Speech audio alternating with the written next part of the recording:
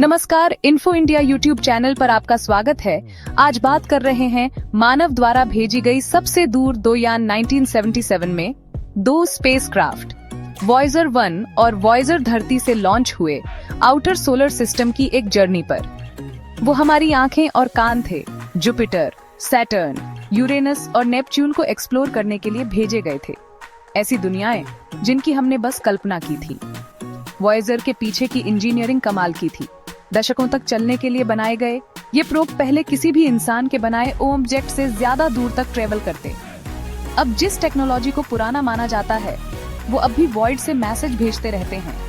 अपनी original mission से दशकों ज्यादा चल रहे हैं। वॉयेजर्स ने सोलर सिस्टम की हमारी समझ को बदल दिया।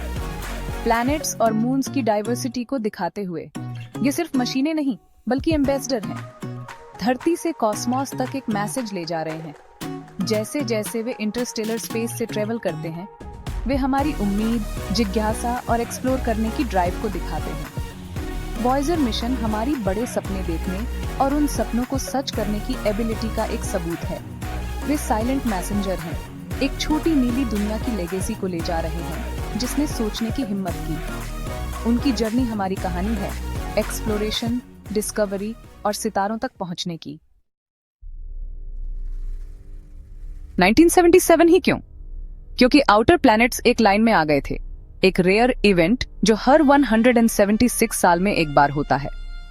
इस अलाइनमेंट ने नासा को ग्रेविटी असिस्ट का यूज करने दिया। प्रोब को कम से कम फ्यूल के साथ एक प्लैनेट से दूसरे प्लैनेट तक स्लिंग शॉट करते हुए। यह एक कॉस्मिक अपॉर्चुनिटी थी, एक मिशन, 4 बड़े प्लैनेट्स। वॉयेजर 2 पहले लॉन्च हुआ, चारों को विजिट करने के लिए सेट किया गया। वॉयेजर 1 उसके बाद आया, सैटर्न के मून टाइटन पर करीब से देखने को प्रायोरिटी देते हुए। टाइमिंग सब कुछ थी। इसे मिस कर देते तो मौका कई जनरेशन के लिए चला जाता। इस अलाइनमेंट और इंसान की इंजीनियरिंग की वजह से वॉयेजर्स ने डिस्कवरी का एक अनप्रेसिडेंटेड एरा शुरू किया। साइंस ने एक सेलेस्टियल स्पेक्टिकल को इंसान की जीत में बदल दिया। वॉयेजर सिर्फ साइंस के बारे में नहीं था, ये इस बारे में था कि हम कौन हैं। हर प्रोब में एक गोल्डन रिकॉर्ड है, धरती के नजारों, आवाजों, म्यूजिक और 55 लैंग्वेजेस में ग्रीटिंग्स का एक टाइम कैप्सूल। रिकॉर्ड में धरती पर लाइफ की तस्वीरें, नेचुरल साउंड्स और बाघ से चक बेरी तक का म्यूजिक शामिल है जो इंसानियत की क्रिएटिविटी को दिखाता है। कार्ल सागन और उनकी टीम ने इसे किसी भी कॉस्मिक पड़ोसी के लिए एक ग्रीटिंग के तौर पर डिजाइन किया था, उम्मीद और शांति का एक जेस्चर। कवर में इंस्ट्रक्शंस और हमारे सोलर सिस्टम का एक मैप है जिसे किसी भी खोजकर्ता के लिए डिकोड करने के लिए उकेरा गया है। खोज की संभावना कम है लेकिन यह काम अपने आप में गहरा था। गोल्डन रिकॉर्ड एक बॉटल में हमारा मैसेज है, धरती का एक ऑप्टिमिस्टिक पोर्ट्रेट जिसे विशाल अननोन में भेजा गया है। यह उम्मीद, जिज्ञासा और इस विश्वास की लेगेसी है कि हम अकेले नहीं हैं। वॉयेजर सिर्फ डेटा ही नहीं बल्कि हमारी कहानी भी ले जाता है।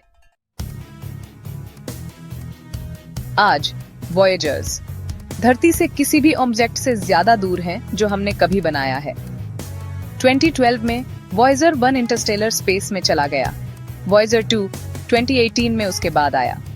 वे अब सितारों के बीच की जगह से डेटा वापस भेजते हैं, कॉस्मिक रेज, मैग्नेटिक फील्ड्स और प्लाज्मा को मापते हुए। वॉयेजर 1 15 बिलियन मील से ज्यादा दूर है, वॉयेजर 2 12 बिलियन से ज्यादा।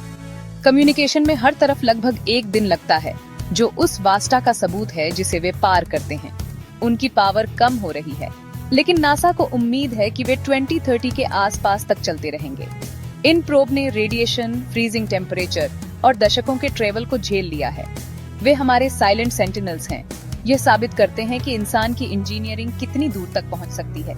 जैसे जैसे वे गैलेक्सी में घूमते हैं वे हमें याद दिलाते हैं कि हमारी पहुंच हमारी दुनिया से कहीं ज्यादा दूर तक है।